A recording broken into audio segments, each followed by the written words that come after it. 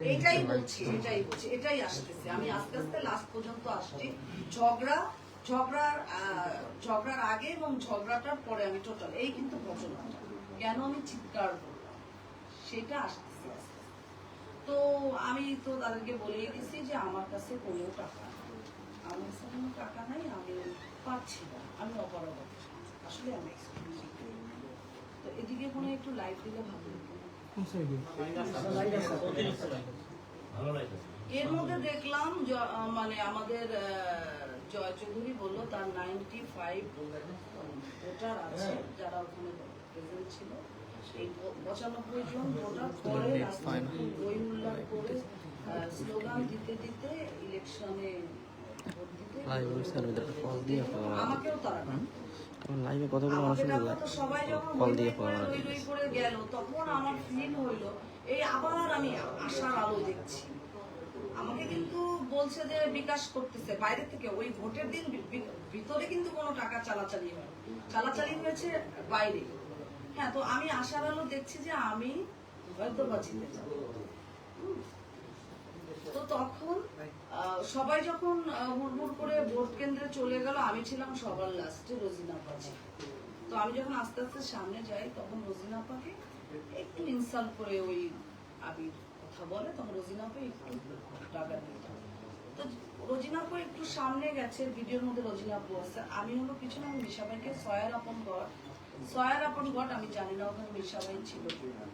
In the main time আমি যখন আবিরের বরাবর আসলাম, আমি বললাম কি ইলেকশনই যখন করবেন আপনি 2 ইয়ার্স কোথায় ছিলেন? আর আমি দেখতে চাই আপনি এই শিল্পী সমিতির ইলেক্টেড হয়ে ওই চেয়ারটা জন্য আপনি কি করেন, ওই চেয়ারে বসে আপনি কি করেন, আমার এটা খুব দেখার শখ।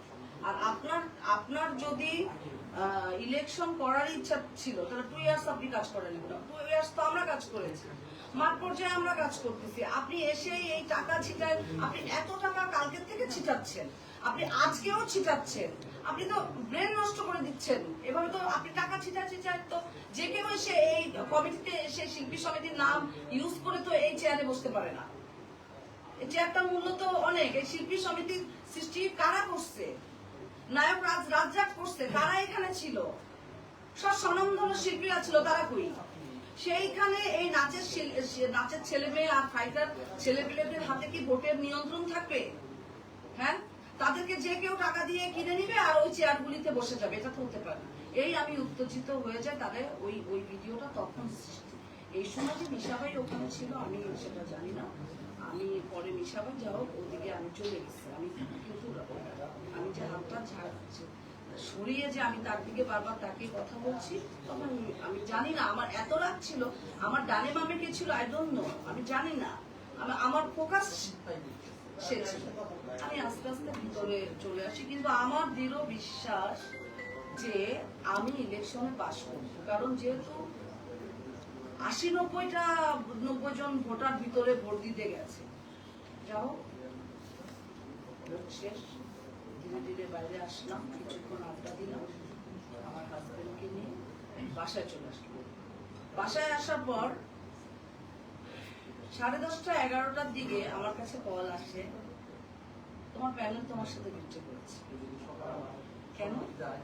বলছে যে প্যানেল এই কারণে বিট্রে করেছে যে প্যানেল ভোট করছে বাট তোমার জায়গাটা শুধু আবির আসছে, তার মানে তোমার প্যানেলও তোমার সাথে বিট্রে করেছে। এবং আমি খুব বিতর্কার নিউজ পেলাম যে আবির শুধু অনলি আমার ভোটের জন্য প্যানেলকেও একটা ভালো অঙ্কের টাকা দিয়েছে, যার দরুন যে পরবর্তীতে যে অনেক শিল্পীরা আছে ওখানে ওরা আমাকে ভোটটা দেয়, ওরা কেউই আমাকে ভোটটা দেয়। মানে টাকার কাছে আজকে আমি হেরে গেলাম, আমি পলি টাকার কাছে হেরে গেলাম। আজকে যদি টাকার রাজনীতি হতো তাহলে আমাদের মতো শিল্পীদের ইউজ করে প্যানেল কেন করে এরা? আর প্যানেল করার পর প্যানেলের ভিতর যে এত রাজনীতি হয় সেটা কেন আমাদের জানানো হয় না? আমার কোশ্চেন হচ্ছে এটা যে আমাদের কেন ইউজ করা হয়? প্রকৃত শিল্পীরা আজকে আস্তে আস্তে হারিয়ে যাচ্ছে। আজকে রোজিনা আপা ওখান থেকে অনেক মনে কষ্ট নিয়ে বের হয়ে গেছে। একজন জুনিয়র শিল্পী যাদেরকে আমরা চিনি না, যেসব নাচের ছেলেমেয়ে ফাইটের ছেলেমেয়েরা সেখানে আছে, তারা তাদেরই সৃষ্টি, ওই আজকে বিগত এই প্রায় 7-8 বছর ধরে এই সব শিল্পী সমিতির নাম ভাঙিয়ে যে ইলেকশন হচ্ছে, এখানে টাকার বিনিময়ে ভোট কেনার যে রাজনীতি তৈরি হচ্ছে সেটা বন্ধ হবে কবে? আমি আজকে পলি চেয়ারের লোক করি না, আজকে আপনাদের প্রেসারে আজকে আপনাদের এখানে আমি ডেকেছি। আমি চেয়ারের লোক করি না, আমার খালি প্রশ্ন যে টাকার রাজনীতি কবে হবে? ভাই শর্টের মাঝখানে লাইটটা জ্বালাইছিল কি ভাই? ভাই এটা ভিউ কাজটা ভালো করছেন কোন শর্ট চলাকালীন লাইটটা ভাই লাইভ চলতেছে চলে গেছে ঠিক আছে এটা তো আমরা জানি সবাই জানি একটা সিনেমা রিলিজ মনের সাথে হচ্ছে রাগী। এরপরে জানা আছে কিনা কারো? আরো 2টা সিনেমা আমাদের তো কয়টা সিনেমা তার আছে? আমি শুনেছি 3টা। আচ্ছা, আমাদের গঠন বিধি অনুযায়ী আমাদের নিয়ম কানুনের ভিতর যদি পড়ে 5টি সিনেমা লাগে চলচ্চিত্রের শিল্পী সমিতির একটা ইলেকশন একটা সদস্য হতে। সেখানে সে 3টি সিনেমাতে আচ্ছা আমাদের সাথে আরেকজন আছে আপনাদের ভাই আসতে পারেন, একটু আসা, উনিও এবার ইলেকশনে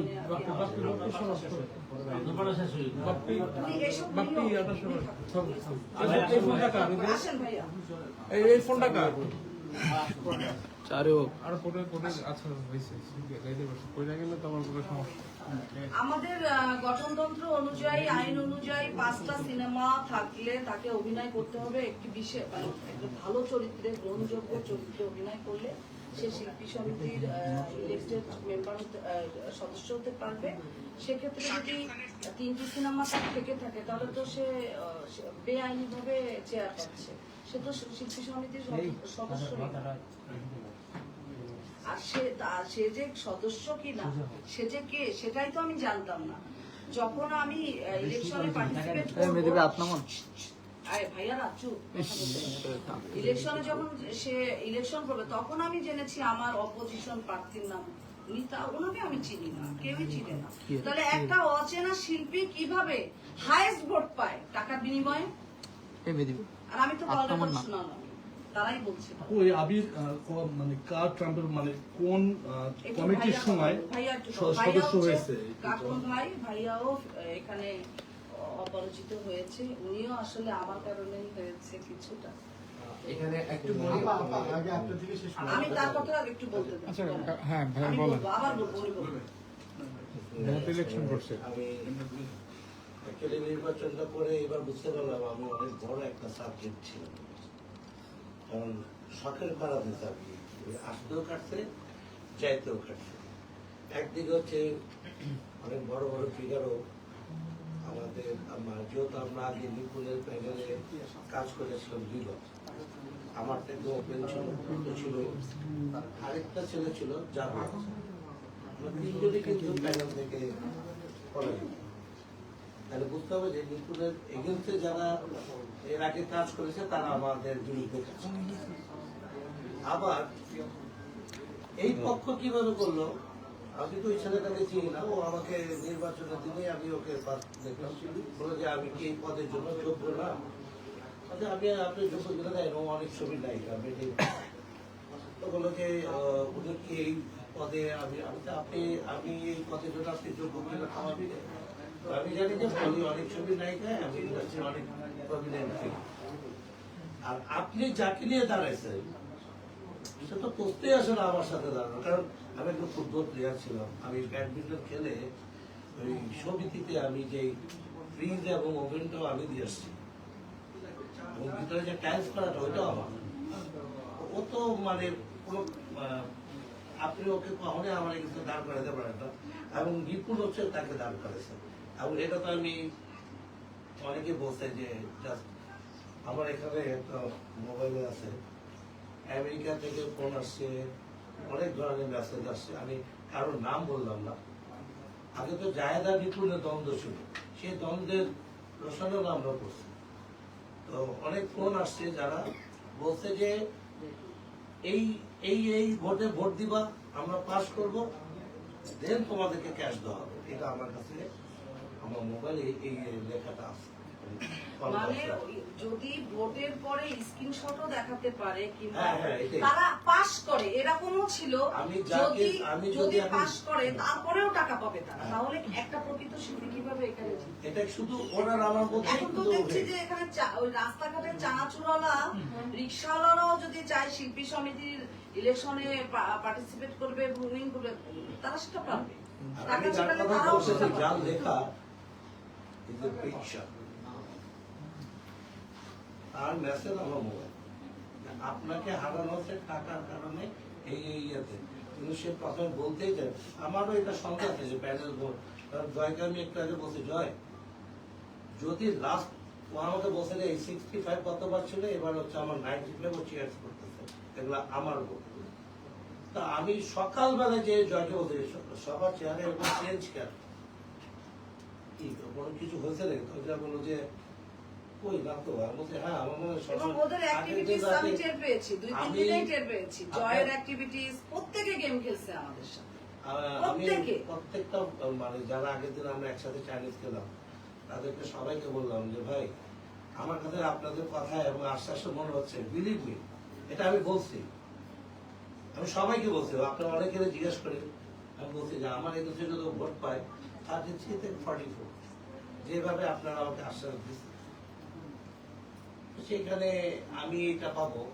আমার এগেন্সে ওই ছেলে পাবে 82 ভোট, ডান্সের ছেলেটা, আর ওর কাছে 207, ইম্পসিবল।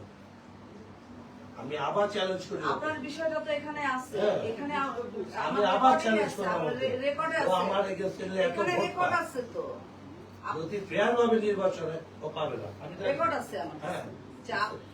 নিপুণ আমি আপনার কথা শেষ করে বলতাম। দুইটা চায়, দুইজনকে চায়, একজন আবির আর আরেকজন হচ্ছে ইয়ে। আকিব। তাহলে এই যে আমার কাছে আছে। নিপুণের গায়ের চামড়া খুলেও যদি আমার জুতা বানায় দেয়, এই ঋণ শোধ করতে পারবে না। ও তো বাজারের মেয়েও না আমার কাছে। হ্যাঁ হ্যাঁ হ্যাঁ, ফালতু মেয়ে, বিচ। তুই আমার সম্মান নিয়ে খেলতে পারিস না, আমাদের তোর সম্মান নাই, তুই রাস্তার মেয়ে হতে পারিস, আমরা না। আমাদের ফ্যামিলি স্ট্যাটাস অন্যরকম। এই যে এখানে আছে, আমি জানি। বিদেশে তোর মেয়েদের পড়াইলে তুই অনেক কিছু হয়ে গেলি না, আর বিদেশে তো রিক্সাদার মেয়েও পড়ে, তোর তো নৈতিক শিক্ষাই নাই। এই দেখেন, এই যে দেখেন, দাঁড়ান, দাঁড়ান, আমি রেকর্ডিং এ কাকুন ভাই নাম আছে।